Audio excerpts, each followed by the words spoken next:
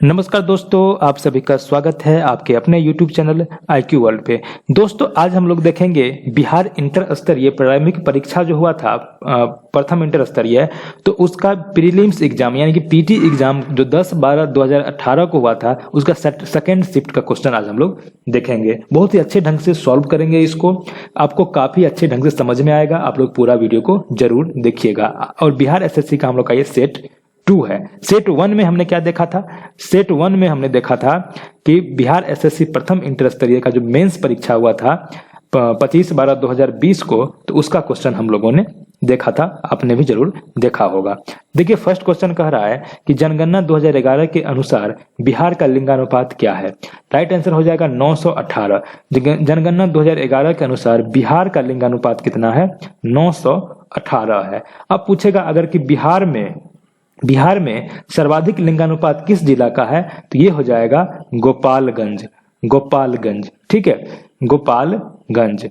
ठीक है, अब देखिए गोपालगंज में सर्वाधिक लिंगानुपात है, तो कितना लिंगानुपात है गोपालगंज में? तो 221 महिला प्रति 1000 पुरुष पर यहाँ पर गोपालगंज में लिंगानुपात है। अब पूछेगा अगर कि भारत का लिंगानुपात क्या है?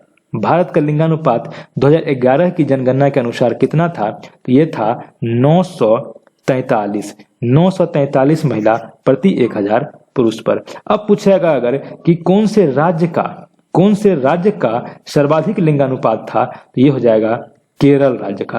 केरल राज्य का सर्वाधिक लिंगानुपात था, और कितना था केरल राज्य का सर्वाधिक लिंगानुपात? तो 284 महिला प्रति 1000 पुरुष पर। अब अगर पूछेगा कि सबसे कम लिंगानुपात किस राज्य का है? सबसे कम लिंगानुपात किस राज्य का है? ये हो जाएगा कौन सा? आपका हरियाणा। ठीक है, और हरियाणा का लिंगानुपात कितना था दोस्तों? 879 महिला प्रति 1000 पुरुष पर। इतना क्वेश्चन आपको इस फर्स्ट नंबर क्वेश्चन से सॉल्व होते हैं। ठीक है, अब देखिए हिंदी साहित्य में किसे सर्वप्रथम ज्ञानपीठ पुरस्कार मिला था? हिंदी साहित्य में किसे सर्वप्रथम ज्ञानपीठ पुरस्कार दिया गया था? राइट आंसर हो जाएगा सुमित्रा नंदन पंत। अब देखिए सुमित्रा नंदन पंत को दिया गया, तो इनको ज्ञानपीठ पुरस्कार कब दिया गया था? तो इनको दिया गया था 1968 में। कब दिया गया था? 1968 में। और ये इनकी जो कौन सी कृति के लिए दिया गया था? तो ये चिदम्बरा के लिए दिया गया था। ठीक है, कौन सी कृति? चिदम्बरा के लिए इनको सुमित्रा नंदन पंत को 1968 में सर्वप्रथम हिंदी साहित्य के लिए ज्ञानपीठ पुरस्कार दिया गया था। अब आता है कि ओवरऑल ज्ञानपीठ पुरस्कार सबसे पहले किसको दिया गया था? तो याद रखिएगा दोस्तों कि 1965 में जी शंकर कुरूप। ठीक है, किसको दिया गया था? जी शंकर कुरूप को 1965 में दिया गया था। किस भाषा के लिए दिया गया था? ये मलयालम के लिए दिया गया था। मलयालम। ठीक है, अब मलयालम में मलयालम में इसकी कृति क्या थी? आडा कुजाई। ठीक है, आडा कुजाई के लिए ये इनको दिया गया था ज्ञानपीठ पुरस्कार। ठीक है, कितने क्वेश्चन बन रहे हैं? सबसे पहले तो हिंदी साहित्य में किसे सर्वप्रथम ज्ञानपीठ पुरस्कार मिला था? तो ये मिला था सुमित्रा नंदन पंत को। कब मिला था? 1968 में मिला था। इसकी कीर्ति क्या थी? तो चिदम्बरा के लिए दिया गया था। अब आता है कि ओवरऑल सर्वप्रथम ज्ञानपीठ पुरस्कार किसे दिया गया था? तो 1965 में जी शंकर कुरूप को दिया गया था मलयालम साहित्य के लिए, और इनका था आडा कुजाई जो है से इनकी रचना के लिए इनको दिया गया था। ठीक है, थर्ड क्वेश्चन देखिए कि यदि किसी वर्ष में 26 अगस्त को बुधवार है, तो उस महीने में कितने सोमवार होंगे? अब देखिए 26 अगस्त को बुधवार है, ठीक है, तो 25 को मंगल होगा। ठीक है, 25 को मंगल और 24 को सोमवार। ठीक है, 24 तारीख को सोमवार, 24 को सोमवार है तो 17 को सोमवार, 17 को सोमवार तो 10 को सोमवार, और 10 को सोमवार है तो ये 3 को सोमवार हो जाएगा। ठीक है, अब अगस्त महीना कितने दिन का होता है? तो देखिए जनवरी 31, फरवरी 28, मार्च 31, अप्रैल 30, मई 31, जून 30, जुलाई 31, अगस्त 31। यानी अगर 24, 7, 31 यानी 31 तारीख को भी सोमवार हो जाएगा, यानी 3, 10, 17, 24, 31। तो यहाँ पर सोमवार आपका कितना हो जाएगा? 5 सोमवार हो जाएगा। तो राइट आंसर आपका 3 का डी हो जाएगा, 5 सोमवार। प्रोड्यूसर गैस एक मिश्रण है, किसका किसका मिश्रण है? तो प्रोड्यूसर गैस जो है दोस्तों वो कार्बन मोनोऑक्साइड और नाइट्रोजन गैस का मिश्रण होता है। प्रोड्यूसर गैस कार्बन मोनोऑक्साइड यानी कि कार्बन मोनोऑक्साइड का फॉर्मूला CO और प्लस N2 होता है। ठीक है, ये क्या है? प्रोड्यूसर गैस है। आपको कभी कभी एग्जाम में CO प्लस H2 भी देखने को मिलता है, CO प्लस H2। तो ये क्या होता है? ठीक है, तो इसको बोलते हैं भाप अंगार गैस। ठीक है, इसको क्या बोलते हैं? भाप अंगार गैस। कंफ्यूज मत कीजिएगा, भाप अंगार गैस को बोलते हैं CO plus H2, producer gas को CO प्लस N2। ठीक है, तो राइट आंसर हो जाएगा कि आपका कार्बन मोनोऑक्साइड और नाइट्रोजन के मिश्रण को क्या बोलते हैं? प्रोड्यूसर गैस बोलते हैं, प्रोड्यूसर गैस। अब देखिए ये मैथ का क्वेश्चन आ गया। देखिए 5 नंबर क्वेश्चन में है कि यदि x y से 20% कम है तो y x से कितना प्रतिशत अधिक है? अब देखिए y से 20% कम है x, मान लीजिए y है और ये x है। y है अगर 100 तो x इससे 20% कम यानी कि 80 है। ठीक है, अब देखिए y x से कितना प्रतिशत अधिक है? अब इसे कितना प्रतिशत अधिक पूछ रहा है, कितना अधिक है? तो अधिक 20 है, तो 20 गुने 100 यानी अधिक गुने 100 बट्टा प्रारंभिक कितना है? 80। ठीक है, 20 चौके 80, 4 से कट जाएगा 25 बार में, तो 25% आपका अधिक निकल जाएगा। ठीक है, अब आगे बढ़ते हैं दोस्तों। अगर वीडियो पसंद आ रहा है तो चैनल को सब्सक्राइब करके वीडियो को लाइक और शेयर भी जरूर कर दीजिएगा। ठीक है, अंतर्राष्ट्रीय तिथि रेखा खींची गई है। अब देखिए क्वेश्चन है कि अंतर्राष्ट्रीय तिथि रेखा जो है वो कितने डिग्री अक्षांश या कितने डिग्री देशांतर पर खींची गई है? तो आपका राइट आंसर जो हो जाएगा दोस्तों 180 डिग्री देशांतर पर खींची गई है। कौन सी रेखा है? अंतर्राष्ट्रीय तिथि रेखा 180 डिग्री देशांतर पर खींची गई है। अब देखिए जो 180 डिग्री देशांतर पर अंतर्राष्ट्रीय तिथि रेखा है, तो मान लीजिए कि 180 डिग्री देशांतर है ये रेखा। ठीक है, तो इसके इस तरफ डेट अलग होगा, इस तरफ डेट अलग होगा, यानी एक दिन आगे पीछे होता है दोनों डेट। ठीक है, और 180 डिग्री देशांतर दोस्तों ये गुजरती है कहाँ कहाँ से गुजरती है? तो ये आर्कटिक सागर से गुजरती है, चुस्की सागर से गुजरती है और बेरिंग स्ट्रेट के समांतर होता है ये 180 डिग्री देशांतर। ठीक है, और दो देशांतर के बीच कितना मिनट का अंतर होता है? तो ये 4 मिनट का अंतर होता है। दो देशांतर के बीच 4 मिनट का अंतर होता है। ठीक है, और यहाँ पर देखिए कि 0 से लेकर के 180 डिग्री देशांतर के बीच 12 घंटे का समय लगता है। अगर आप 0 डिग्री देशांतर पर हैं और 180 डिग्री देशांतर पर जाना है तो आपको 12 घंटे का समय लगेगा। ठीक है, चलिए नेक्स्ट क्वेश्चन देखते हैं। नीचे दिए विकल्पों में से बेमेल ज्ञात कीजिए। बेमेल ज्ञात करना है आपको। ठीक है, तो बेमेल क्या हो जाएगा? देखिए इसमें आपका राइट आंसर हो जाएगा कोयल। अब देखिए व्हेल भी समुद्र में रहने वाला है, डॉल्फिन भी समुद्र में रहने वाला है और शार्क भी समुद्र में रहने वाला है। तीनों समुद्र रहने वाला है, लेकिन कोयल जो है वो समुद्र में नहीं रहता है, तो आपका कोयल राइट आंसर हो जाएगा। देखिए 3 कारों की चाल का अनुपात 3:4:5 है। एक समान दूरी तय करने में लगने वाले समय का अनुपात। अब देखिए जिसका चाल ज्यादा होगा उसका समय कम होगा और जिसका चाल कम होगा उसका समय ज्यादा लगेगा। ठीक है, यानी इसका अनुपात हो जाएगा, समय का अनुपात इसका रिवर्स हो जाएगा। रिवर्स करने का मतलब 1/3 अनुपात 1/4 अनुपात 1/5, यही इसके समय का अनुपात हो जाएगा। जो चाल का अनुपात दिया हुआ है उसको 1/4 करके अनुपात निकाल देंगे तो समय का हो जाएगा। क्यों 1/4 करेंगे? तो ये डायरेक्ट जो एक समान दूरी तय कर रहा है इसी कारण से। ठीक है, देखिए तीनों का एलसीएम ले लीजिए। तीनों का एलसीएम कितना हो जाएगा? 12 60 और तीनों में 60 से गुना कर दीजिए। तो 1/3 में 60 से गुना करेंगे तो 20 हो जाएगा। 1/4 में 60 से गुना करेंगे तो 15 हो जाएगा। 1/5 में 60 से गुना करेंगे तो ये 12 हो जाएगा, यानी 20:15:12 आपका राइट आंसर हो जाएगा। ठीक है, देखिए नीचे दिए गए विकल्पों में से सही जोड़े को चुने। गाय के बच्चा को क्या बोलते हैं? बछड़ा बोलते हैं। बछवा लिखा हो, बछड़ा बोलते हैं। गाय के बच्चे को बछड़ा बोलते हैं तो भेड़ के बच्चे को क्या बोलते हैं? मेमना बोलते हैं। ठीक है, भेड़ के बच्चे को मेमना बोलते हैं, तो यही आपका राइट आंसर हो जाएगा। यानी कि जो संबंध इन दोनों के बीच है वही संबंध आपको ऑप्शन से निकालना है कि किसके बीच है। ठीक है, 9 संख्याओं का औसत कितना है? 20 है। तो 9 संख्या को योग कितना हो जाएगा? 20 × 180।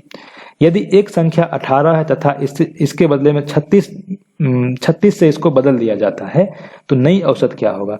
अब देखिए जो ये 9 संख्या है, 9 संख्या में से एक संख्या 18 है, लेकिन 18 को हटा करके हम उसमें 36 में बदल दिए हैं, 18 को 36 में बदल दिए हैं, यानी कि जो 180 था सभी का योग इसमें और 18 जुड़ जाएगा, क्योंकि पहले 18 था अब 36 हो गया, 18 बढ़ गया और बट्टा में 9 का संख्या 9 ही है तो 9।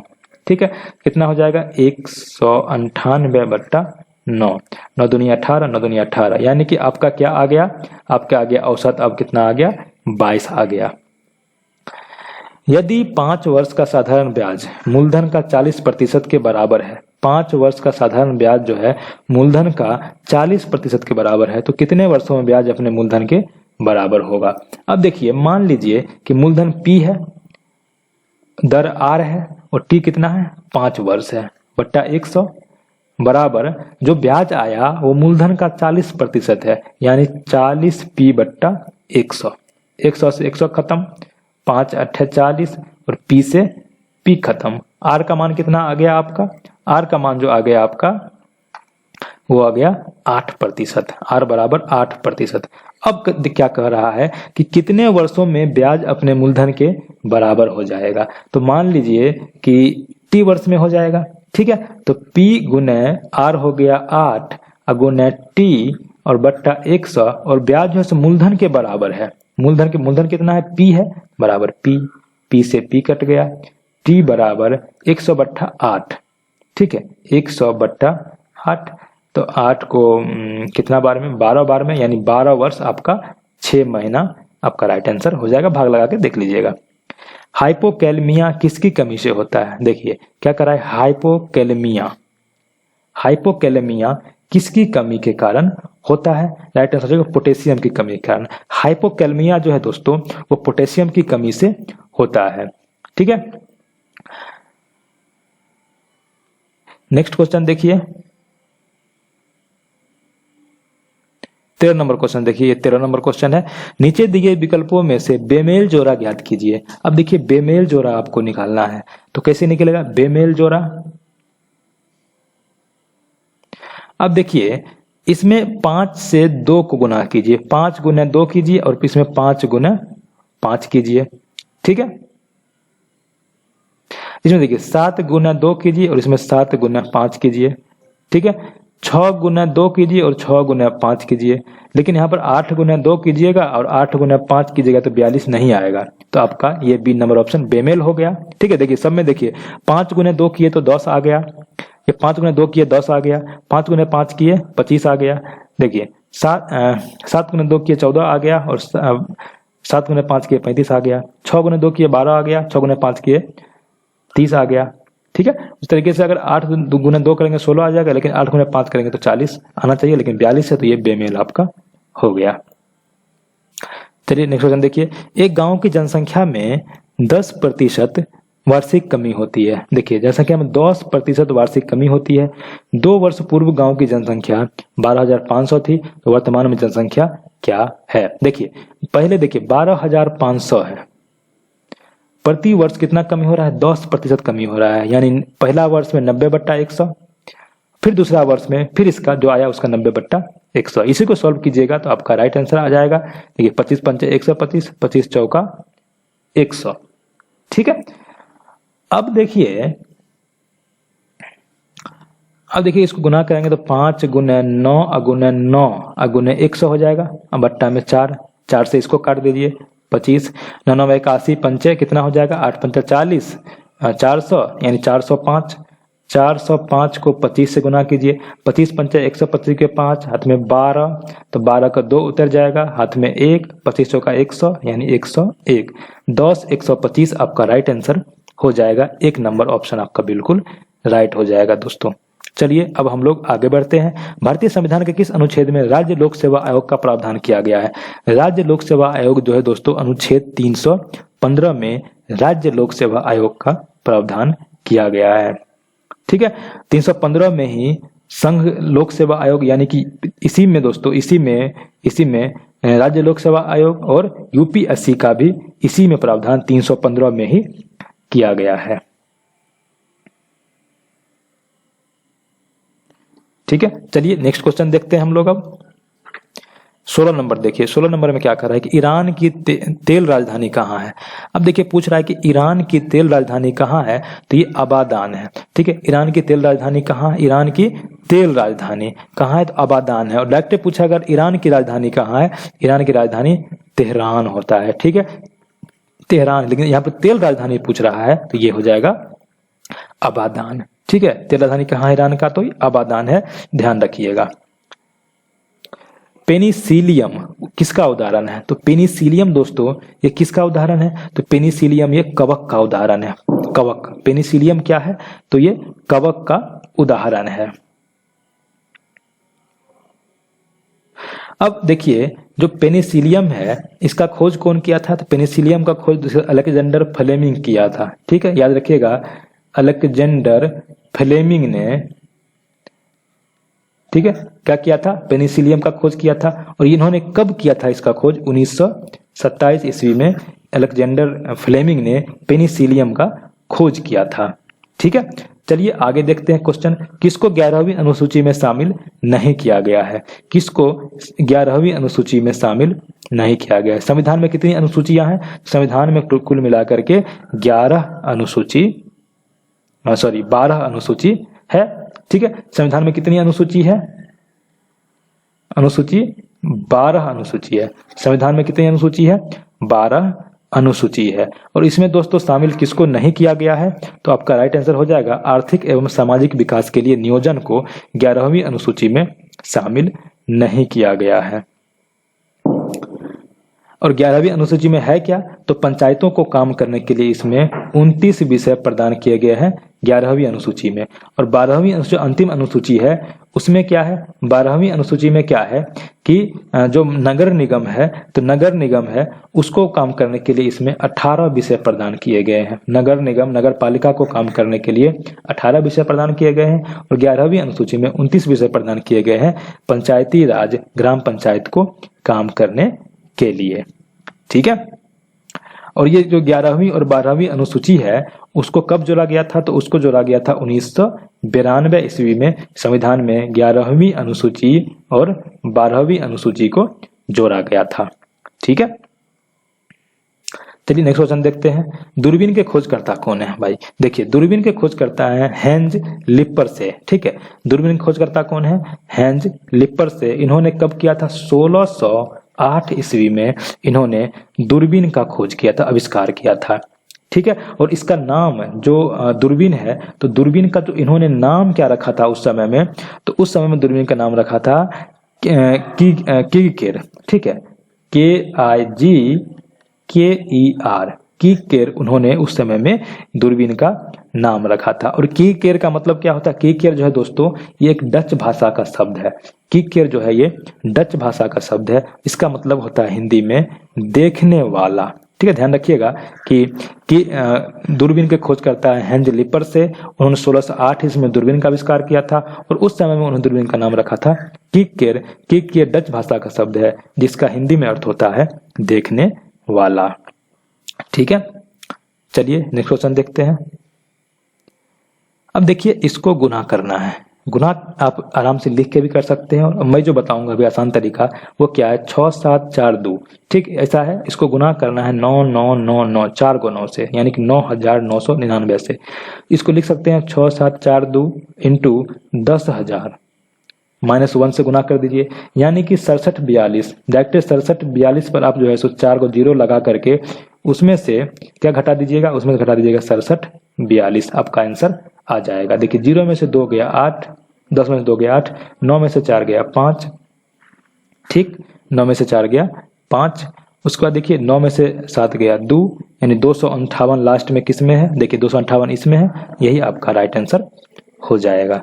गन्ना प्रजनन संस्थान कहाँ अवस्थित है, गन्ना प्रजनन संस्थान कहाँ अवस्थित है, इसका राइट आंसर कोयम्बटूर में।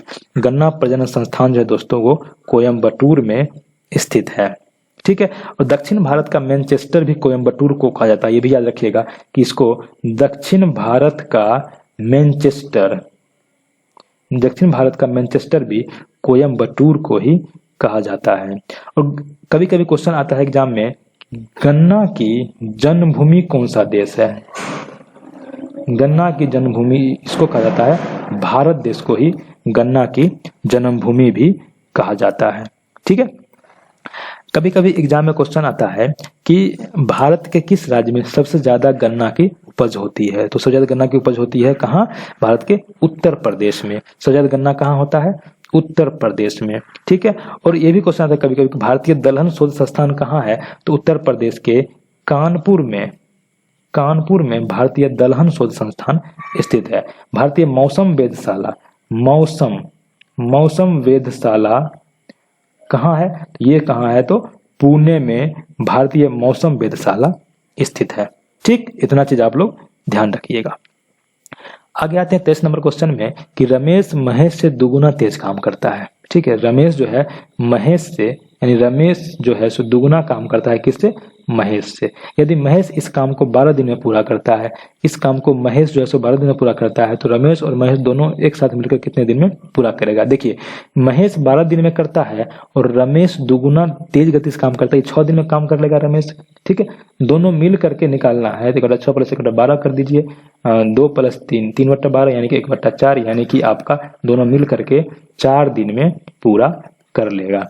ठीक है, नेक्स्ट क्वेश्चन देखिए कि नीचे दिए गए श्रृंखला में अगली अक्षर ज्ञात कीजिए। अब देखिए अगली अक्षर आपको ज्ञात करना है। देखिए यहाँ पर कि एन के बाद OPQ 3 प्लस किए, इधर RST इसमें भी 3, UVW इसमें भी 3, इसमें भी 3, XYZ, तो यहाँ पर जो होगा उसमें 3 जोड़ना पड़ेगा, तो N आना चाहिए। ठीक है, देखिए K अगर डालिएगा यहाँ पर K, LMN, K डालिएगा तो LMN 3 हो जाएगा, यानी कि आपका K जो है सो राइट आंसर हो जाएगा। केंद्रीय लेजिस्लेटिव असेंबली में बम किसने फेंका था। देखिए हिस्ट्री का क्वेश्चन है, मॉडर्न हिस्ट्री का, कि केंद्रीय लेजिस्लेटिव असेंबली में बम किसने फेंका था। तो ये बटुकेश्वर दत्त ने केंद्रीय लेजिस्लेटिव असेंबली में बम फेंका था। कब फेंका था, तो ये जो फेंका था दोस्तों, ये 8 अप्रैल 1929 को इन्होंने केंद्रीय लेजिस्लेटिव असेंबली में बम फेंका था। ठीक है, नेक्स्ट क्वेश्चन देखिए, नीचे दिए गए विकल्पों में से सही संख्या का चयन कीजिए। अब देखिए सही संख्या का चयन करना है, तो 9 को 6 लिखा है। ठीक है, 9 को कितना लिखा है, 6 लिखा है, तो कितना को 4 लिखेगा। ठीक है, तो मान लीजिए यहाँ पर x है। ठीक है, अंदर वाला को अंदर गुना, बाहर वाला को बाहर गुना कीजिए। 9:6 है, सो अनुपात x/4 है, तो इसको गुना करते हैं, इसको गुना करते हैं। ठीक है, तो क्या हो जाएगा, 6x = 36, x = 6, यानी कि यहाँ पर आपका हो जाएगा 1 नंबर ऑप्शन 6 हो जाएगा। ठीक है, GM देखिए, GM बराबर कितना है, 120 है। GM कितना है, 120 है। देखिए G का कितना होता है, 7 होता है, M का होता है 13। ठीक है, तो यहाँ पर देखिए 7 और 13 जोड़ेंगे तो कितना हो जाएगा, 20, और 20 को 6 से गुना करेंगे तो हो जाएगा 120, कोई दिक्कत नहीं है। उस तरह देखिए PM, P का कितना है, तो P का मान है 16 और M का है 13, तो 16 और प्लस 13 करेंगे तो हो जाएगा 29, और 29 गुना 3 करेंगे तो कितना हो जाएगा, 87। और 3, और देखिए यहाँ पर ये 6 क्यों कर रहे हैं और यहाँ पर जो है ये 3 क्यों कर रहे हैं। देखिए इन दोनों का अंतर निकालिएगा तो 6 होगा, इन दोनों का अंतर निकालिएगा तो ये कितना हो जाएगा, 3 हो जाएगा। यानी कि पहले जोड़ना है, फिर घटाना है और गुना कर देना है दोनों को। तो देखिए इसको देखिएगा तो C का 3 होता है, 3 और प्लस कीजिए कितना हो जाएगा, M का 13, तो कितना हो जाएगा 16, अंतर निकालिए दोनों का तो 10 हो जाएगा। 16 गुना 10 बराबर कितना हो जाएगा, 160 आपका राइट आंसर हो जाएगा। ठीक, अब देखिए चलिए थोड़ा सा मिटा लेते हैं, फिर क्वेश्चन बनाने में थोड़ा सही रहेगा, जगह खाली हो जाएगा। अब देखिए दीप्ति महेश की पुत्री है, ये देखिए महेश है, महेश की पुत्री जो है दीप्ति है। ठीक, ये पुत्री है तो माइनस है। महेश पवन के पिता हैं, महेश पवन के भी पिता हैं। पवन यहाँ पर प्लस है कि माइनस पता नहीं है, लेकिन पिता है महेश तो ये प्लस हो जाएगा। ठीक, और विपिन पवन का भाई है। अब देखिए विपिन भी है, विपिन जो है विपिन ये क्या है, भाई है। ठीक है, भाई यानी कि विपिन ये प्लस। ठीक, तो विपिन दीप्ति से कैसे मिलते हैं, देखिए महेश की पुत्री है दीप्ति और महेश का बेटा है, पुत्र है पवन, और महेश का ही पुत्र विपिन है। तो विपिन और दीप्ति भाई बहन है, दीप्ति बहन है, विपिन भाई है। ठीक है, तो विपिन जो है सो दीप्ति का क्या है, भाई है, यानी कि डी नंबर ऑप्शन आपका 28 का डी हो जाएगा राइट आंसर। यदि संतोष रंजन से कम तेज दौड़ता है, ठीक, संतोष जो है रंजन से, संतोष रंजन ऊपर हो जाएगा, संतोष नीचे, ठीक, क्योंकि संतोष रंजन से कम है। पवन से रंजन पवन से तेज दौड़ता है, रंजन जो है सो पवन से तेज दौड़ता है। राजू मोहन से तेज दौड़ता है, परंतु रंजन से कम। देखिए रंजन से कम, रंजन पवन से तेज दौड़ता है। तो पवन कहीं यहाँ पर मान लीजिए, पवन यहाँ है, ठीक, रंजन यहाँ है ऊपर। देखिए कह रहा था कि यदि संतोष रंजन से कम तेज दौड़ता है, संतोष यहाँ हो जाएगा, रंजन ऊपर हो जाएगा, क्योंकि रंजन ज्यादा तेज दौड़ रहा है। अब देखिए रंजन पवन से तेज दौड़ता है, अब इस पवन से भी रंजन तेज दौड़ता है तो पवन भी नीचे हो जाएगा। राजू मोहन से तेज दौड़ता है परंतु रंजन से कम। अब देखिए राजू मोहन से तेज दौड़ता है, मान लीजिए राजू कहीं यहाँ है, मोहन यहाँ है, तो मोहन से तेज दौड़ रहा है लेकिन रंजन से कम तेज दौड़ रहा है राजू। सबसे ज्यादा तेज कौन दौड़ रहा है, सबसे ज्यादा तेज तो रंजन ही दौड़ रहा है, तो आपका रंजन राइट आंसर हो जाएगा 29 का डी नंबर ऑप्शन। नीचे दिए गए विकल्पों में से बेमेल जोड़ा याद कीजिए, बेमेल जोड़ा आपको निकालना है। ठीक है, अब देखिए दोस्तों कि 87 में कितना जोड़ेंगे तो 75 में कितना जोड़ेंगे, 87 होगा तो 12, 51 में फिर इसमें भी 12 जोड़ देंगे, 67 में 12 जोड़ देंगे, कितना हो जाएगा 79, ठीक, लेकिन इसमें 12 जोड़ देंगे, देखिए यहाँ पर 94 हो जाएगा, यानी कि ये भी सही मेल है, ये भी सही मेल है, ये भी सही मेल है। बेमेल कौन सा है इसमें, बेमेल आपका डी नंबर ऑप्शन बेमेल है। एकल पुरुष एकल Australian badminton open super series 2017 का विजेता कौन है। आप देखिए करंट अफेयर क्वेश्चन है, उस समय में इसका श्रीकांत किदाम्बी था। किसे इंदिरा गांधी अंतर्राष्ट्रीय पुरस्कार 2017 से सम्मानित किया गया है, ये भी करंट अफेयर का क्वेश्चन है, उस समय में इसका आंसर मनमोहन सिंह था। द्वितीय जैन संगीति की अध्यक्षता किसने किया था। देखिए दोस्तों द्वितीय जैन संगीति की अध्यक्षता किया था कौन, ये किया था देवर्धिक क्षमा श्रवण, ठीक है, देवर्धिक क्षमा श्रवण ने किया था। अब आता है कि फर्स्ट का किसने किया था, सेकेंड का किसने किया था, और देखिए तो फर्स्ट का जो दोस्तों ये किया था स्थूल भद्र ने, किसने किया था, स्थूल भद्र ने। फर्स्ट का किया था स्थूल भद्र, और सेकेंड का तो आपको पता ही है कि देवर्धि क्षमा श्रवण ने किया था। ठीक है, और द्वितीय जैन संगीति जो हुआ था ये हुआ था कब, ये हुआ था दोस्तों 512 ईस्वी में हुआ था। कब हुआ था, तो 512 ईस्वी में। कहाँ हुआ था, ये हुआ था वल्लभी, और वल्लभी कहाँ है, तो गुजरात में है। ठीक है, इतना याद रखिएगा कि द्वितीय जैन संगीति किसकी अध्यक्षता में हुई थी, तो देवर्धि क्षमा श्रवण की अध्यक्षता में हुई थी। कब हुई थी, तो 512 ईस्वी में हुई थी। कहाँ हुई थी, तो गुजरात के वल्लभी में हुआ था। लेकिन फर्स्ट का कौन किया था अध्यक्षता, तो स्थूल भद्र किया था, और ये हुआ कहाँ था, तो ये पाटलिपुत्र में हुआ था। ये कहाँ हुआ था, पाटलिपुत्र में हुआ था। ठीक है, पाटलिपुत्र में स्थूल भद्र की अध्यक्षता में प्रथम जैन संगीति के आयोजन किया गया था। चलिए नेक्स्ट देखते हैं, भारत में प्राकृतिक गैस का सबसे बड़ा उत्पादक राज्य कौन सा है। अब देखिए प्राकृतिक गैस का सबसे बड़ा उत्पादक राज्य पूछ रहा है, तो ये असम हो जाएगा। ठीक है, प्राकृतिक गैस का सबसे बड़ा उत्पादक राज्य कौन सा है, असम है। अब देखिए इस रीजनिंग को देखिए, इसमें देखिए डी में 2 जोड़ेंगे तो एफ होगा, ई में 2 जोड़ेंगे तो जी होगा, आई में अब देखिए क्या किया है, देखिए यहाँ पर DEIR FGRI। अब देखिए इसमें +2 किया है, इसमें भी +2 किया है, लेकिन इसको ऐसे उलट दिया है। ठीक, उस जगह हम भी करेंगे HIMN है। ठीक, इसको सेम जो किया गया वही करेंगे। H का क्या हो जाएगा IJ, 2 जोड़ेंगे तो I का K यानी J और K। ठीक, ये इधर और ये इधर हो जाएगा, N यहाँ और M यहाँ, JKNM यानी कि C नंबर ऑप्शन आपका सही हो जाएगा। पाहुल प्रणाली का शुरुआत किसने किया था? देखिए, पाहुल प्रणाली सिखों का एक प्रणाली है, तो इसका जो शुरुआत किया गया था गुरु गोविंद सिंह के द्वारा किया गया था। पाहुल प्रणाली की शुरुआत किसने किया था? तो गुरु गोविंद सिंह ने किया था। ठीक है, और खालसा पंथ की स्थापना भी गुरु गोविंद सिंह ने ही किया था। खालसा पंथ की स्थापना किसने किया था?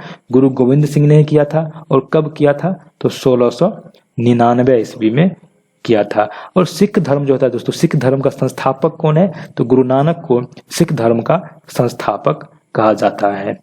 ठीक है, चलिए नेक्स्ट क्वेश्चन देखिए कि वर्ष 2015-16 में भारत में प्याज का सबसे बड़ा उत्पादक राज्य, तो ये करंट का क्वेश्चन है, तो उस समय में इसका राइट आंसर था दोस्तों महाराष्ट्र। अभी भी महाराष्ट्र ही है। ठीक है, प्याज का सबसे बड़ा उत्पादक राज्य महाराष्ट्र ही है। ए और बी के वर्तमान आयु का अनुपात 5:4 है। 2 वर्ष पूर्व उनके अनुपात 4:3 थी। तो ए की वर्तमान आयु ज्ञात कीजिए। देखिए, ए और बी का वर्तमान आयु 5:4 है, तो 5 मान लीजिए 5x है और 4x है, अनुपात है। ठीक, 2 वर्ष पूर्व, तो -2 कीजिए, इसमें भी -2 कीजिए, तो अनुपात कितना था? 4/3 था। इसी को सॉल्व कीजिए, इसका आंसर आ जाएगा। सॉल्व कीजिएगा, चलिए सॉल्व करके बता देते हैं, कोई दिक्कत नहीं है, आराम से सॉल्व हो जाएगा। देखिए, क्रॉस मल्टीप्लिकेशन कीजिएगा तो 5 तिया 15x - 6 बराबर 16x - 8। अब देखिए 16x में 15x गया तो x हो जाएगा। ठीक, और ये हो जाएगा 8 में 6 गया तो 2, यानी x का मान आपका 2 हो गया। पूछ क्या रहा था कि a की वर्तमान आयु क्या है? तो a की वर्तमान आयु है 5x और x का मान आया है 2, तो 5 दूनी 10 आपका बिल्कुल राइट आंसर हो जाएगा। देखिए 39 नंबर क्वेश्चन में क्या कह रहा है कि लाइपेज परिवर्तित करता है किसको किस में? ठीक है, लाइपेज जो है दोस्तों इमल्सी वसाओं को परिवर्तित करता है ग्लिसरीन में। आपका राइट आंसर ए हो जाएगा। लाइपेज का क्या काम है? इमल्सी, लाइपेज दोस्तों एंजाइम है, तो एंजाइम जो इमल्सी वसाओं को किस में करता है? ग्लिसरीन में परिवर्तित करता है। ठीक है, चलिए नेक्स्ट क्वेश्चन देखते हैं। जंतर मंतर किसने बनवाया था? जंतर मंतर दोस्तों ये सवाई जय सिंह ने बनवाया था, जंतर मंतर। और क्वेश्चन दोस्तों कभी कभी आता है कि जंतर मंतर कहाँ कहाँ अवस्थित है। जंतर मंतर आया भी है क्वेश्चन बीएसएससी में कि जंतर मंतर कहाँ कहाँ अवस्थित है। कभी कभी पूछा था कि जंतर मंतर कहाँ अवस्थित नहीं है। ठीक है, तो जंतर मंतर अवस्थित है वाराणसी में। कहाँ कहाँ अवस्थित है? वाराणसी में। ठीक है, दिल्ली में, उज्जैन में और जयपुर में। जंतर मंतर पूरे भारत में 4 जगहों पर अवस्थित है। कहाँ कहाँ अवस्थित है? तो वाराणसी में, दिल्ली में, उज्जैन में और जयपुर में। एनटीपीसी में क्वेश्चन आया था कि जंतर मंतर कहाँ अवस्थित नहीं है। 3 ऑप्शन दे दिया था इसमें से और 1 ऑप्शन अलग से दे दिया था। तो आपको ध्यान रखना है कि जंतर मंतर वाराणसी में भी है, दिल्ली में भी है, उज्जैन में भी है और जयपुर में भी अवस्थित है। और सभी को किसने बनवाया था? सभी जंतर मंतर को बनवाया गया था सवाई जय सिंह के द्वारा। अब देखिए क्वेश्चन कर रहा है कि एक सुबह सूर्योदय के पश्चात प्रतिभा एक खंबे की तरफ मुख करके खड़ी थी। देखिए इधर खंभा है, ये खंभा मान लीजिए। ठीक है, और जो है सो ये प्रतिभा है। ठीक है, ये खंभा की ओर मुख करके खड़ी है। आगे देखिए कि खंबे की छाया प्रतिभा के बाईं तरफ आगे दिख रही थी। बाईं तरफ आगे दिख रही थी, यानी कि पूरब इधर हो जाएगा और पश्चिम इधर हो जाएगा। पूरब आगे तरफ, पश्चिम इधर। और प्रतिभा का जब बायां हाथ है वो इधर हो जाएगा, दायां हाथ इधर हो जाएगा। ठीक, बायां हाथ इधर, दायां हाथ इधर। और खंबे का जो ये इधर पूरब है तो इसका छाया किधर पड़ेगा? इधर पड़ेगा, बायां हाथ की तरफ। ठीक है, तो कह रहा है तो प्रतिभा किस दिशा की ओर मुख करके खड़ी है? प्रतिभा किस दिशा की ओर मुख करके खड़ी है? ये हो जाएगा उत्तर, ये दक्षिण। तो उत्तर की ओर मुख करके खड़ी है, यानी 41 का आपका बी ऑप्शन बिल्कुल राइट हो जाएगा। यदि किसी निश्चित कोड में बेसिक को क्या लिखा जाता है? DDULE, और तो लीडर को उसी कोड में क्या लिखा जाएगा? ठीक है, देखिए बी में कितना जोड़ा है? तो डी हुआ है, बी में +2 किया है। ठीक, ए में कितना जोड़ा है? तो +3 किया है। STU, एस में +2 तो यू हो गया। आई में देखिए JKL, आई में +3 जोड़ा, फिर सी में +2, यानी कि +2 +3 +2 +3 +2 +3 किया है। यानी L में 2 जोड़ेंगे तो N होगा, L के बाद MN, यानी N वाला देखिए 2 ऑप्शन है। तो आगे बढ़ते हैं। E में 3 जोड़ेंगे तो E के बाद FGH। ठीक है, n के बाद h जो है वही ऑप्शन आपका सही हो जाएगा, यानी 1 नंबर ऑप्शन आपका बिल्कुल राइट हो गया। किसने India struggle for freedom political social and economic शीर्षक पुस्तक लिखी है? India struggle for freedom political social and economic शीर्षक से पुस्तक लिखी है। तो इसका राइट आंसर हो जाएगा जयप्रकाश नारायण। एक बहुत ही इंपॉर्टेंट क्वेश्चन है, बीपीएससी में ऐसा क्वेश्चन, ये क्वेश्चन पूछा गया है। ठीक है, चलिए अब हम लोग आगे बढ़ते हैं। एक गांव में 30% महिलाएं अशिक्षित हैं, परंतु गांव की कुल जनसंख्या 6000 है। ठीक, गांव की कुल जनसंख्या 6000 है, जिसमें पुरुष और महिलाओं का अनुपात 1/2 अनुपात 1/3 है। तो इसको पहले अनुपात में चेंज करते हैं, दोनों का एलसीएम लेंगे 6 से दोनों में गुना करेंगे तो 2 तिया 6 3 6, यानी कि 3:2 हो जाएगा। ठीक है, टोटल 6000 है जनसंख्या, जिसमें कि पुरुष 3 है और महिला 2 है। तो पुरुष की संख्या कितनी हो जाएगी? तो पुरुष की संख्या हो जाएगी दोस्तों 3600 और महिला की जनसंख्या 2400। ये हो गया पुरुष और ये हो गया महिला। आगे बढ़ते हैं, देखिए तो कुल अशिक्षित महिलाओं की संख्या ज्ञात कीजिए। देखिए अशिक्षित महिलाएं कितनी है? 30% और टोटल महिलाएं कितनी है? 2400। तो 2400 का 30% निकाल दीजिए, 30/100। ठीक है, 00 से 00 कट गया, 24 तिया 72 पर 1 0, यानी कि 720 महिलाएं जो है वो अशिक्षित हैं। ठीक, आगे देखिए भारतीय संविधान किस अनुच्छेद में राज्य वित्त आयोग का प्रावधान किया गया है? देखिए भारतीय संविधान किस अनुच्छेद में राज्य वित्त आयोग का प्रावधान किया गया है? तो ये हो जाएगा अनुच्छेद 243 का 1, इसमें राज्य वित्त आयोग का प्रावधान किया गया है। जनगणना 2011 के अनुसार ग्रामीण जनसंख्या का सर्वाधिक प्रतिशत किस राज्य में है? अब देखिए ग्रामीण जनसंख्या का सर्वाधिक प्रतिशत जो पूछ रहा है वो किस राज्य में है? तो हिमाचल प्रदेश में ग्रामीण जनसंख्या का सर्वाधिक प्रतिशत है 2011 की जनगणना के अनुसार। ठीक है, तो कितना प्रतिशत? 90% जो है दोस्तों यहाँ पर ग्रामीण जनसंख्या है हिमाचल प्रदेश में। ठीक है, और सबसे कम शहरीकरण जो है सो हिमाचल प्रदेश में ही हुआ है। ठीक है, और सर्वाधिक नगरीय जनसंख्या वाला राज्य जो है दोस्तों प्रतिशत में तो 62.2% के साथ सर्वाधिक नगरीय जनसंख्या प्रतिशत वाला राज्य है कौन सा? गोवा। ये भी आपको ध्यान रखना है। और सर्वाधिक नगरीय आबादी वाला राज्य पूछेगा, ये तो प्रतिशत वाला हो गया। सर्वाधिक नगरीय आबादी वाला राज्य पूछेगा, ये हो जाएगा कौन सा? महाराष्ट्र। ठीक है, महाराष्ट्र में सर्वाधिक नगरीय आबादी है और सर्वाधिक नगरीय प्रतिशत वाला राज्य कौन सा है? तो ये गोवा हो जाएगा। कोई धन साधारण ब्याज की दर से 6 वर्षों में 2 गुनी हो जाती है, तो अपने 4 गुनी कितने वर्षों में होगी? देखिए 6 वर्षों में 2 गुनी हो जाती है कोई धन, तो P × R × 6/100। अब देखिए कोई भी राशि को दोगुनी होने के लिए जो ब्याज होगा वो राशि के बराबर होना चाहिए, तब ना राशि को जोड़ करके वो दुगुना हो जाएगा टोटल, यानी कि P से P कट गया, R बराबर हो जाएगा 100/6। ठीक, तो 4 गुनी कितना समय में लगेगा? लगा दीजिए फिर से, P × 100/6 × T पूछ रहा है कितने वर्षों में होगा, नीचे में 100 गुना हो जाएगा। अब कह रहा है कि 4 गुनी कितना होगा, तो ब्याज देखिए किसी मान लीजिए राशि P है और 4 गुनी करना है, ये मिश्रधन हो गया, ये हो गया मूलधन, तो ब्याज कितना हो जाएगा? 3P। मिश्रधन में से मूलधन घटाएंगे यानी कि ये 3P। P से P कट गया, 100 से 100 कट गया, T बराबर 6 वर्ष। आपका राइट आंसर 6 वर्ष आ रहा है, ऑप्शन में तो है नहीं 6 वर्ष। सॉरी यहाँ पर देखिए 3 एक बच रहा है, 3 से हम गुना कर देंगे इसको, 6 × 3 6 त्रिक 18 वर्ष आपका राइट आंसर हो जाएगा। ठीक है, यानी कि C नंबर ऑप्शन आपका बिल्कुल राइट हो गया। दोस्तों सभी को मैं आपको प्रोसेस से बता रहा हूँ, कोई भी ट्रिक यूज नहीं कर रहा हूँ। ठीक है, अरल सागर कहाँ अवस्थित है? तो अरल सागर दोस्तों किस किस देश में अवस्थित है ये पूछा जा रहा है। तो ये कजाकिस्तान और उज्बेकिस्तान में अरल सागर अवस्थित। कहाँ? कजाकिस्तान और उज्बेकिस्तान में।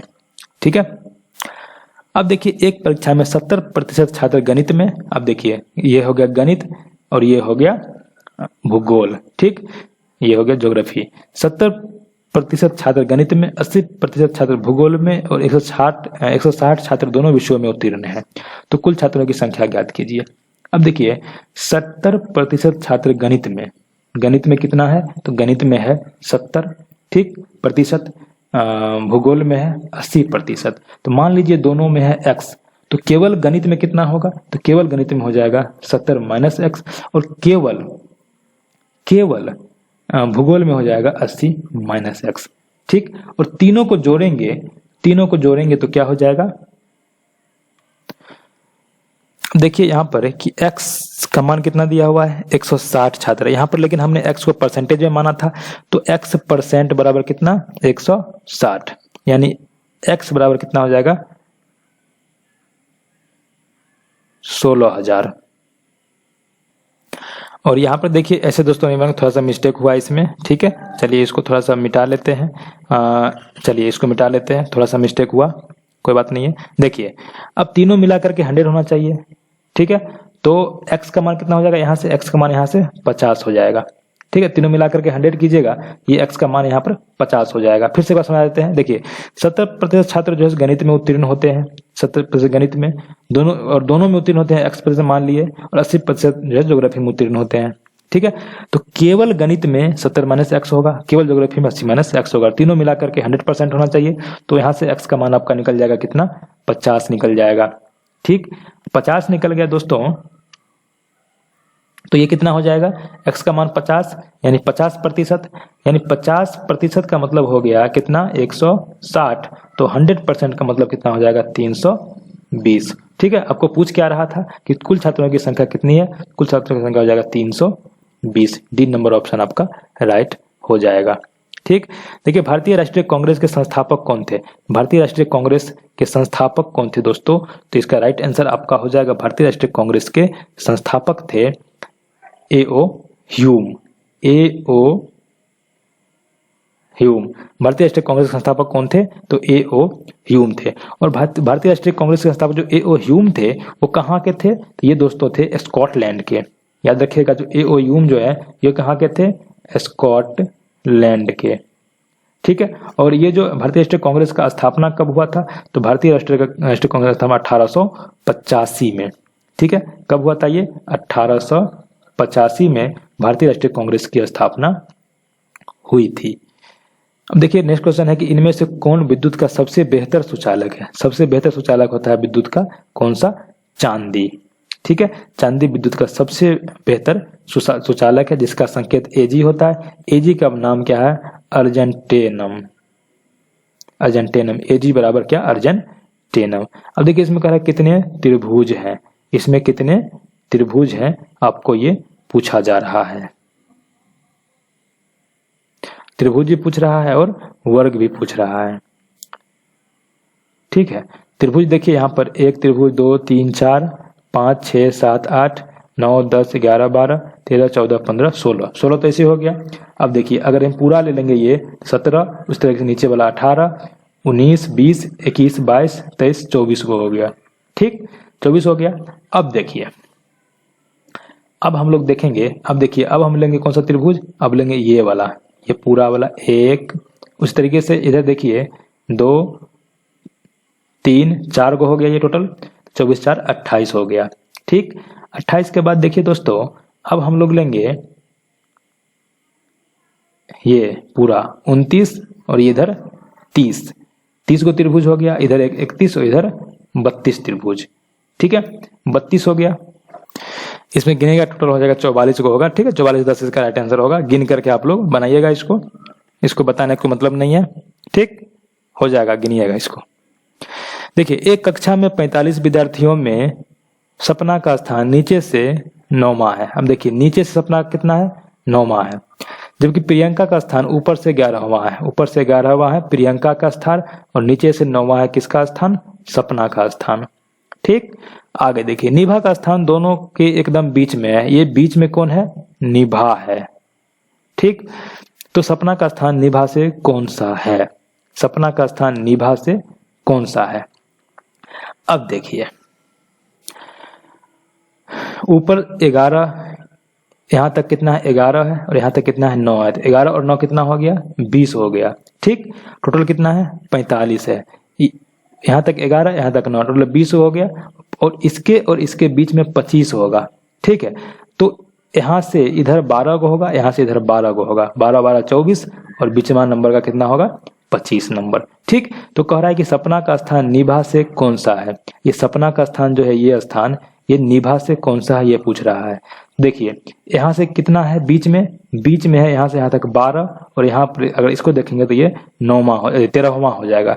ये आपका राइट आंसर हो जाएगा 13वां, डी नंबर ऑप्शन। एक दिवसीय अंतर्राष्ट्रीय मैच में किस क्रिकेटर ने पहली बार 3 दोहरा शतक लगाया है। देखिए 3 दोहरा शतक किसने लगाया है, तो रोहित शर्मा ने लगाया है पहली बार 3 दोहरा शतक, मतलब 13 शतक बोलना चाहिए, 3 दोहरा लिखा है, यहाँ पर 13 शतक होना चाहिए था। सड़क के परावर्तित लैंप में क्या उपयोग होता है। अब देखिए परावर्तित लैंप में क्या उपयोग होता है, तो यह जाएगा उत्तल दर्पण का उपयोग होता है। परावर्तित लैंप में किसका उपयोग होता है, तो उत्तल दर्पण का उपयोग होता है। ठीक है, अर्थपूर्ण क्रम में इसको व्यवस्थित करना है, अर्थपूर्ण क्रम में इसको व्यवस्थित करना है। देखिए सबसे पहले होगा लेखक, ठीक, सबसे पहले होगा लेखक, उसके बाद लेखक क्या करेगा, कहानी लिखेगा, उसके बाद क्या होगा, ये 2 नंबर पर होगा, लेखक हुआ, लेखक कहानी लिखा, कहानी मिलकर के क्या होगा, उपन्यास होगा। ठीक है, कहानी मिलकर के उपन्यास होगा, उपन्यास जैसे ही होगा उसके बाद क्या होगा, उसका प्रकाशन होगा। ठीक है, अब प्रकाशन हुआ, प्रकाशन के बाद पुरस्कार मिलेगा, अगर अच्छा उपन्यास हुआ तो लास्ट में पुरस्कृत किया जाएगा। यानी कि 3 1 4 5 2, 3 1 4 5 2, यानी कि ए नंबर ऑप्शन आपका बिल्कुल राइट हो जाएगा। ठीक है, इसमें देखिए, इसमें कह रहा है कि श्रृंखला में आगे का पद क्या होगा।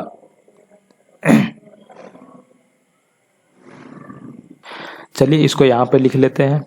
ठीक है, चलिए ऊपर से नीचे की तरफ, ये 50 है, 66 है, 146 है, 171 है, आगे क्या होगा वो पूछ रहा है। देखिए इसमें कितना जोड़ा है, इसमें 4 का स्क्वायर बराबर 16 जोड़ दिया तो 66 हो गया।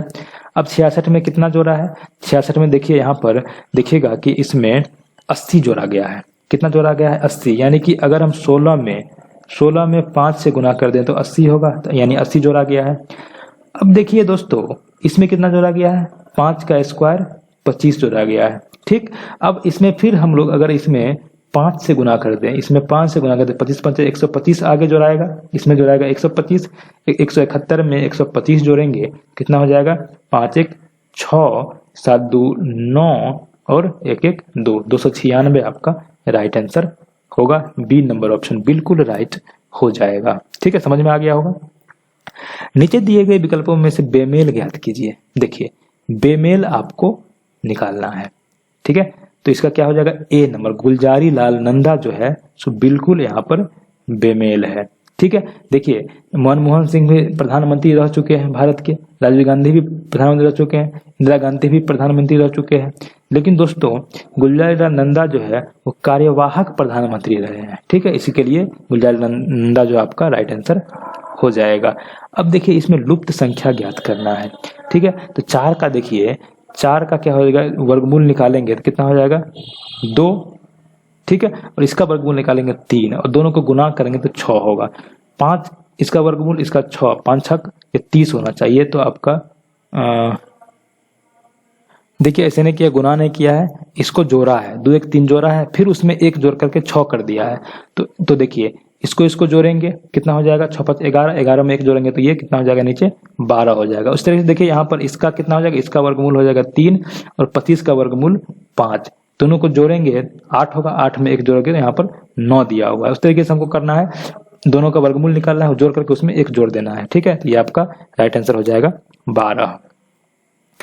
एक डीलर लागत मूल्य पर अपनी वस्तु बेचने का दावा करता है, लागत मूल्य पर अपनी वस्तु बेचने का दावा करता है, परंतु वह 1 किलोग्राम की जगह 960 ग्राम भार का उपयोग करता है, तो डीलर को कितने प्रतिशत लाभ होता है। देखिए दोस्तों, दाम लेता है 1000 ग्राम का, दाम लेता है वो 1000 ग्राम का, 1000 ग्राम का मान लीजिए रुपया कितना है, 1000 रुपया मान लीजिए, 1000 ग्राम का दाम 1000 रुपया। ठीक, तो दाम लेता है वो 1000 रुपया, लेकिन वह खर्चा कितना करता है, 960 रुपया। ठीक, 960 रुपये खर्च करता है और लेता कितना है, 1000, तो कितना रुपये का फायदा हुआ, 40 रुपये का फायदा हुआ। तो लाभ गुने 100 और बट्टा में क्रय मूल्य कितना है, 960 रुपया खर्चा करता है, तो वही होगा। अब ये कट जाएगा, इससे ये काटेंगे तो कितना हो जाएगा, 4 दूनी 8, 4 चौका 16 24। ठीक, 6 चौका 4 6 24 और 25, 25/6, ठीक है। तो 6 चौक 24, एक 25, यानी कि बी नंबर ऑप्शन आपका बिल्कुल राइट हो जाएगा। प्रकाश की चाल पानी में क्या होती है? देखिए प्रकाश की चाल जो दोस्तों पानी में होती है 2.25 × 10⁸ मीटर प्रति सेकेंड, ठीक है। और प्रकाश जो है दोस्तों निर्वात में भी गमन कर सकता है। प्रकाश जो है निर्वात में चाल जो है प्रकाश की सबसे अधिक होती है 3 लाख किलोमीटर प्रति सेकंड। और प्रकाश का वेग सबसे पहले किसने ज्ञात किया था? याद रखिएगा कि प्रकाश का वेग सबसे पहले रोमर ने ज्ञात किया था। किसने ज्ञात किया था? तो रोमर ने ज्ञात किया था। निर्वात में प्रकाश चाल 3 × 10⁸, निर्वात में 3 × 10⁸ मीटर प्रति सेकेंड, ठीक है। कांच में 2 × 10⁸ मीटर प्रति सेकेंड, ठीक है। ये सब याद रखिएगा, ठीक है। आगे देखिए अर्थपूर्ण क्रम में इसको व्यवस्थित करना है, अर्थपूर्ण क्रम में, ठीक है। देखिए घंटा घंटा जुड़ करके क्या बनता है? दिन बनता है, ठीक। दिन जुड़ करके सप्ताह बनता है, सप्ताह जुड़ करके महीना बनता है, और महीना जुड़ करके वर्ष बनता है। तो आपका 4 2 1 3 5, 4 2 1 3 5 आपका राइट आंसर हो जाएगा। बहुत ही आसान क्वेश्चन है। ग्रीनोकाइट किसका अयस्क है? देखिए ग्रीनोकाइट, तो ग्रीनोकाइट किसका अयस्क है? तो कैडमियम का अयस्क है ग्रीनोकाइट। इसमें देखिए इसमें कैसे सॉल्व करना है दोस्तों, तो ये देखिए अब 5 4 9, 5 4 9 3 12, ये तीनों को जोड़ दीजिए, उसको इसमें गुना कर दीजिए, 24 हो जाएगा।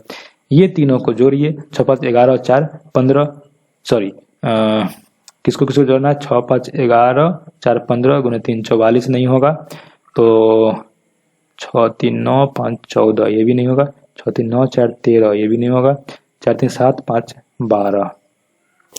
तो ऐसे कर सकते हैं, देखिए इसको तीनों को गुना कीजिए, इसको जोड़िए, यानी कि क्या हो जाएगा? ये 5 × 4 × 3 + 2 -0 करेंगे तो हमारा कितना हो जाएगा? 24। इसमें देखिए इसमें कर देंगे 6 × 5 × 4 अब +3 अब -1 करेंगे, इसमें -0 किए थे, इसमें -1 करेंगे, हमारा ये कितना हो जाएगा? 44। उस तरीके से देखिए 7 6 13 5 18, 18 × जो हम गुना किए हैं उसको जोड़ना था, जो जोड़े हैं उसको गुना करना था, ठीक है। कोई बात नहीं है, आप समझ जाइएगा। जो हम जोड़े हैं उसको गुना करना था, जो गुना किए हैं उसको जो जोड़े हैं उसको गुना करना था, ठीक। तो फिर से हम देखिए 7 6 13, 13 5 18, 18 × 4 72, ठीक है। अब देखिए इसमें से घटाए थे 0, इसमें से घटाए थे 1, इसमें से घटाएंगे 2, तो ये हो जाएगा 70। 70 आपका राइट आंसर हो जाएगा, ठीक। न्यू डेवलपमेंट बैंक का मुख्यालय कहाँ है? तो न्यू डेवलपमेंट बैंक का मुख्यालय दोस्तों ये है शंघाई। शंघाई कहाँ है? तो चाइना में। ए बी सी डी और ई 5 लगातार विषम संख्या हैं, ठीक है। जबकि ए और डी का योग 148 है, तो सी का मूल्य क्या होगा? ठीक, ए बी सी डी और 5 लगातार विषम संख्या है, जबकि ए और डी का योग 148 है। अब देखिए ए मान लीजिए x है, तो ये x + 2 हो जाएगा, ये कितना हो जाएगा? x + 4, ये x + 6, ठीक है। तो ए और डी का योग यानी x + 6, इसका और इसका योग बोल रहा है, यानी 2x + 6 = 148 है, 2x = 142, x = 71, ठीक। यानी पहला संख्या हो गया 71, तो c का मान कितना है? यानी x + 4, 71 + 4 = 75 आपका बिल्कुल राइट आंसर हो जाएगा।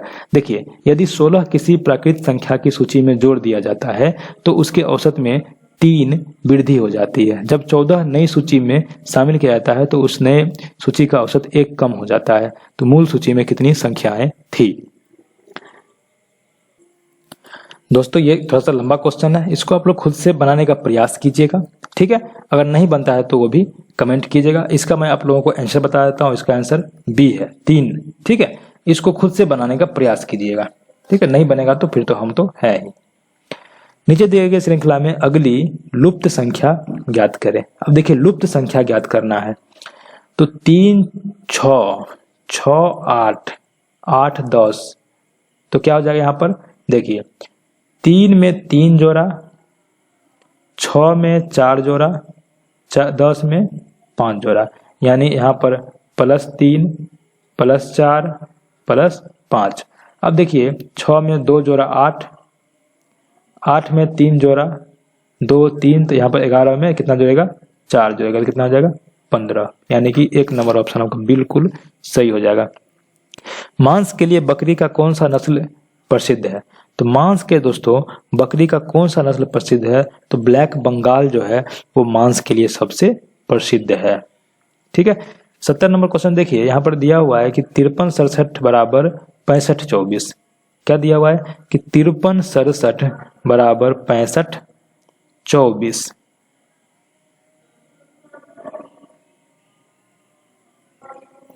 तो यहाँ पर देखिएगा आप गौर से देखिएगा, तो इसमें देखिए 1 कम किया है, इसमें 3 में देखिए 1 कम किया है 2 हुआ है, यानी इसमें भी 1 कम किया है और इसमें भी 1 कम किया है।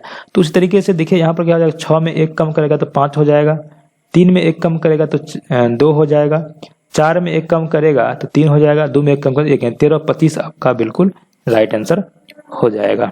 उकाई परियोजना किस नदी पर है? देखिए उकाई परियोजना जो है दोस्तों ये है ताप्ती नदी पर। उकाई परियोजना किस नदी पर है? ताप्ती नदी पर है। ठीक है, चलिए नेक्स्ट क्वेश्चन देखिए, भारत में दूसरी सबसे बड़ी नदी कौन सी है? भारत में सबसे बड़ी नदी कौन सी है? तो गंगा है। ठीक है, अब दूसरी पूछ रहा है दूसरी सबसे बड़ी नदी कौन सी है? तो ये हो जाएगा आपका गोदावरी नदी।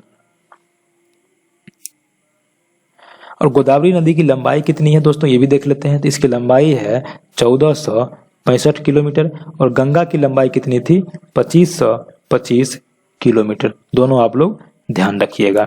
ठीक है, और भारत से होकर बहने वाली नदी, आपको अगर पूछ दे कि भारत से होकर बहने वाली सबसे लंबी नदी कौन सी है, ये हो जाएगा ब्रह्मपुत्र। ठीक है, ब्रह्मपुत्र नदी भारत से होकर के भी बहती है और इसकी कुल लंबाई है 2900 किलोमीटर।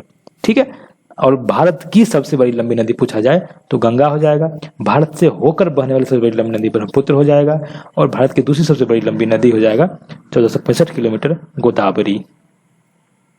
ए बी और सी का औसत उम्र 40 है, तो अगर हम ए बी और सी ए प्लस बी प्लस सी निकालें तो 120 हो जाएगा, 4 तिया 12 120। यदि ए और बी का औसत उम्र 35 है यानी ए प्लस बी निकालेंगे तो ये 70 हो जाएगा। ठीक है, तो बी और सी का औसत उम्र 42 है और बी प्लस सी निकालेंगे तो ये 84 हो जाएगा। तो बी का उम्र आपको निकालना है, बी का उम्र आपको निकालना है। चलिए बी प्लस सी का मान इसमें लगा दीजिए, कितना हो जाएगा? ए बराबर 120 माइनस 84 16 यानी 36 हो जाएगा। ए का मान यहाँ लगा दीजिए तो बी का मान कितना हो जाएगा?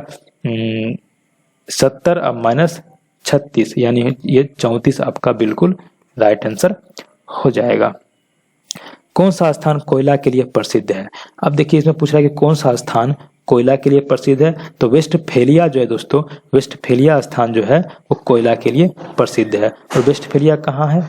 जर्मनी में है। वेस्टफेलिया कहाँ है? जर्मनी में है, जो कोयला के लिए प्रसिद्ध है। बोरॉन क्या है? देखिए यहाँ पूछ रहा है कि बोरॉन क्या है, तो बोरॉन दोस्तों एक उपधातु है। बोरॉन क्या है? तो बोरॉन क्या है? उपधातु है। ठीक है, यदि दूध को चीनी कहते हैं, शराब को दूध को चीनी को संतरा और शहद को सेब कहते हैं, तो सेहत के लिए क्या हानिकारक है? ठीक है, तो सेहत के लिए क्या हानिकारक है? तो दूध जो है दोस्तों वो सेहत के लिए हानिकारक है। क्यों? क्योंकि शराब को दूध कहा जाता है, इसलिए दूध जो है वो सेहत के लिए हानिकारक है। किस संविधान संशोधन द्वारा मैथिली भाषा को 8वीं अनुसूची में जोड़ा गया? किस संविधान संशोधन द्वारा मैथिली भाषा को 8वीं अनुसूची में जोड़ा गया? राइट आंसर हो जाएगा 92वां संविधान संशोधन। ठीक है, और ये कब हुआ था? ये हुआ था 2003 में। ठीक है, और संविधान के 8वीं अनुसूची में कितनी भाषाएं हैं? तो इसमें 22 भाषाएं हैं। ठीक है, 22 भाषाएं इसमें है। ठीक है दोस्तों, और मूल संविधान में 8वीं अनुसूची में 14 भाषाएं थी। ठीक है, बाद में जोड़ा गया और 22 भाषा जो है सो इसमें हो गया। चलिए इसमें देखते हैं अगला क्या होगा। ठीक, देखिए इसमें कैसा है, आप देख रहे हैं ऐसा है। ठीक, अब क्या किया, जो यहां था वो आ गया नीचे, ये यहां आ गया, देखिए आ गया यहां। ठीक, और जो यहां था वो कहां आ गया? यहां आ गया, कोई दिक्कत नहीं है। अब तो इसमें क्या होगा, इसमें भी सेम होगा, ठीक है, इसमें भी क्या होगा, सेम होगा। जो यहाँ है वो कहाँ आ जाएगा, नीचे आ जाएगा, यहाँ पे आ जाएगा, ठीक। यानी देखिए इसमें क्लियर आपको दिख रहा होगा कि ये जो त्रिभुज है ये कहाँ आ जाएगा, नीचे आ जाएगा। तो इसमें भी नीचे है, यानी एक में ही नीचे है, तो आपका जो है डी ऑप्शन बिल्कुल राइट हो जाएगा, दूसरा देखने का भी जरूरत नहीं है। राष्ट्रीय गोकुल मिशन कब शुरू किया गया था? राष्ट्रीय गोकुल मिशन एक करंट का क्वेश्चन है। राष्ट्रीय गोकुल मिशन शुरू किया गया था जुलाई 2014 में। तो दोस्तों आज के लिए बस इतना ही, ठीक है। जो क्वेश्चन बच गया तो वो हम लोग देख लेंगे नेक्स्ट वीडियो में, पार्ट 3 में सेट नंबर 3 में हम लोग देखेंगे जो बच गया। सोचिए ज़्यादा लंबा वीडियो होगा तो आप लोग देखिएगा नहीं, तो जो बच गया क्वेश्चन वो हम लोग देख लेंगे नेक्स्ट आगे का पार्ट में, ठीक है। चलिए दोस्तों, bye bye, take care, best of luck.